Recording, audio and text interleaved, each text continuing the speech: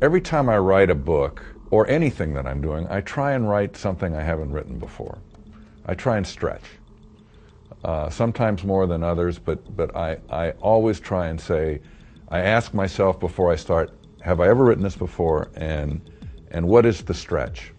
And for me, obviously, the stretch here was to write this character and make him engaging enough so you care about him at the same time you're repulsed by him and by his value system. And yet he's funny, so his humor keeps you alive, keeps you into him. And so for me, the challenge was, could I pull that off? Could I make that work? And I think at the end of this novel, I felt like I had really pulled that off. I had come away with a win.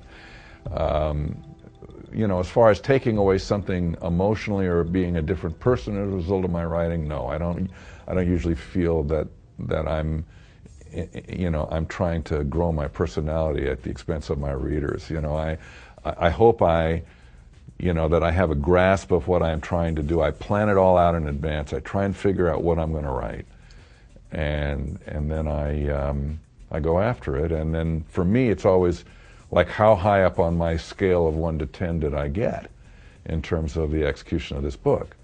And execution is everything.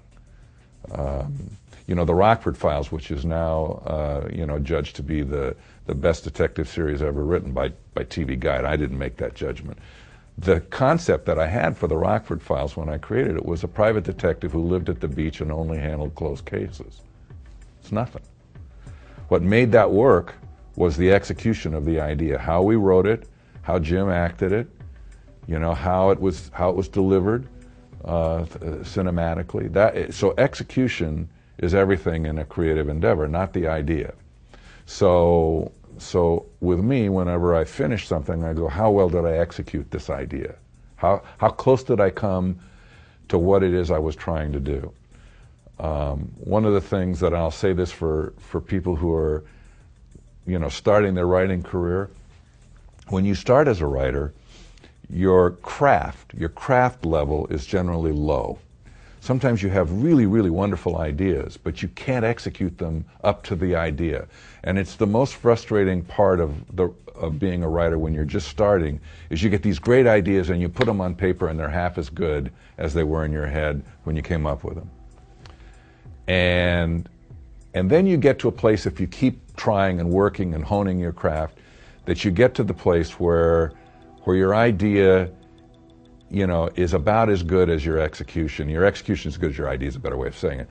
And that's kind of a neat place to be, because all of a sudden you're getting a great idea and you're actually putting it down as well as you thought it up. Then as your craft level improves, and this is what makes writing really a kick in the head, is that I can get an idea and I know I can do it better on paper than I can think it up. And so it's actually growing as I'm writing it. And oh, is that fun. I mean, to do stuff and go, wow, I didn't see that coming, you know, and it's just, and it's really, that's the fun of it for me, and that's the joy of writing.